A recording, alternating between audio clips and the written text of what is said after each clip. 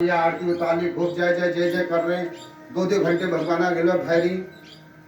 तो लोग कहते हैं मेरे को हमा चल रहा है आजकल बहुत भगत होगा, 2-2 घंटे मंदिर में भैरू भगत है ठगत छूतो। हाँ, अगर ऐसे करने वाले लोग भगत होते तो रावण से बड़ा भगत ही नहीं होता कोई। रावण कितनी शिव जी की पूजा करता है, कितना शिव जी का पाठ करता है। एक स्तोत्र रावण ने दोबारा कभी नहीं गाया, जितनी बार पूजा करता है तो नए नए स्तोत्र बनाता। क्या रावण को भगत कहा? विद्वान कम था रावण, इतना बड़ा विद्वान था महाराज। भगवान राम ने रामेश्वरम की स्थापना करी और उस प्राण प्रतिष्ठा का आचार्य ही रावण था। वाल्मीकि रामायण उठा के पढ़िए।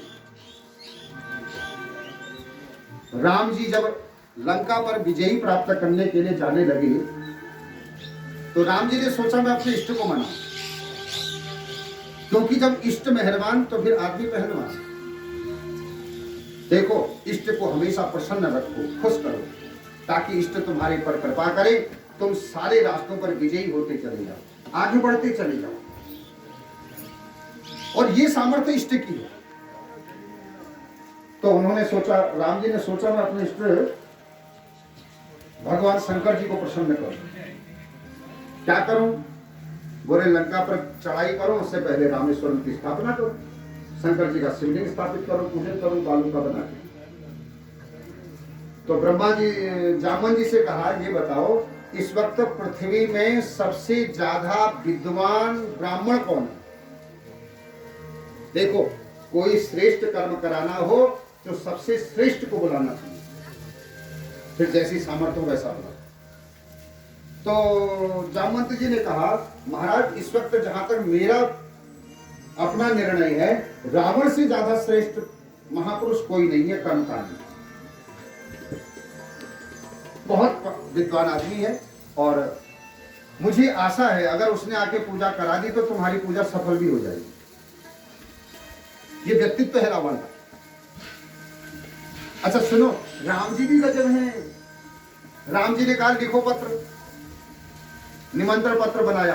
और पता है निमंत्रण पत्र में लिखा आदरणीय लंकाधिराज रावण को दास का प्रणाम। दशरथ नंदन राम अपनी पत्नी सीता के प्राप्ति के लिए, अपने शत्रु के ऊपर विजय प्राप्त करने के लिए शिव की प्राण प्रतिष्ठा महोत्सव करना चाहते हैं, जिसके लिए आपको आचार्य पद पर नियुक्त करते हैं। क्या आप आचार्य बनेंगे? पद स्वीकार करते हैं? धन्य है रावण। इसीलिए हम कहते हैं पंडित हुए बहुत लेकिन रावण जैसा नहीं, राक्षस होने के बाद। पता है रावण ने जवाब दिया, जजमान से कहो हम आएंगे, प्राण प्रतिष्ठा करवाएंगे, जबकि हम जानते हैं हमारी मौत चाहता है, लेकिन ब्राह्मण का धर्म है वो पूजा पाठ करेगा। पहली बार कोई मेरे को पूजा के लिए बुला रहा और जाकर के एक लिस्ट पकड़ा दी, बोले जजमान से कहो सामग्री तैयार करे।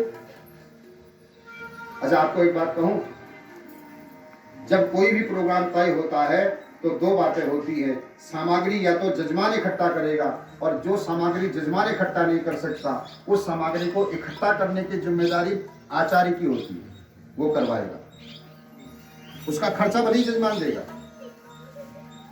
तो रावण बोला उनसे जो सामग्री हो सकती है मैंने लिख दी है, जो वो इकट्ठा नहीं कर सकते हैं वो मैं लेके आऊंगा, और मैं जानता हूं वो क्या नहीं ला सकते। अच्छा जब पूजा का दिन आया ना तो रावण ने एक सुंदर से वस्त्र भेजे सीता के पास, और जाकर के सीता से कहो तैयार हो जा। और सीता को समझा दिया, देख तेरा पति मेरे ऊपर विजयी प्राप्त के लिए यज्ञ कर रहा है, मैं आचार्य हूं, बिना पत्नी के यज्ञ नहीं होता, इसलिए तू चुपचाप जाएगी, वहां बैठेगी, यज्ञ होगा, वापस बैठ के यहीं आएगी।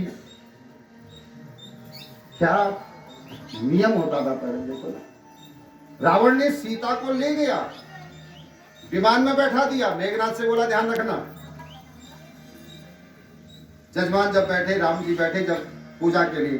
तो रावण ने कहा जजमान पत्नी कहाँ है? राम जी ने कहा ये लफड़ाई उसके लिए है, ये जो सारा यज्ञ हो रहा उसी के लिए तो हो रहा है, वो जो होती तो जरूरत क्या थी मेरे को। बोले लेकिन बिना पत्नी के यज्ञ पूरा नहीं होगा। राम जी बोले तो बाकी तो व्यवस्था आचार्य की होती है, वो करे पत्नी की व्यवस्था। तो रावण ने इशारा किया, मेघनाथ बोले ले गया, सीता जी को लाए, बगल में बैठाए, यज्ञ करवाए, और जब यज्ञ पूरा हुआ रावण ने आशीर्वाद दिया राम जी को, विजयी भव। उसके बाद सीता को इशारा किया चलो बैठो विमान में वापस। अब पता है इतने में बंदर भालू आपस में बोल पड़े, भैया जब सीता आई गई है तो ये लफड़ा किस बात का, यही रोक लो, रावण को यही दबोच लो, मन तुम करो।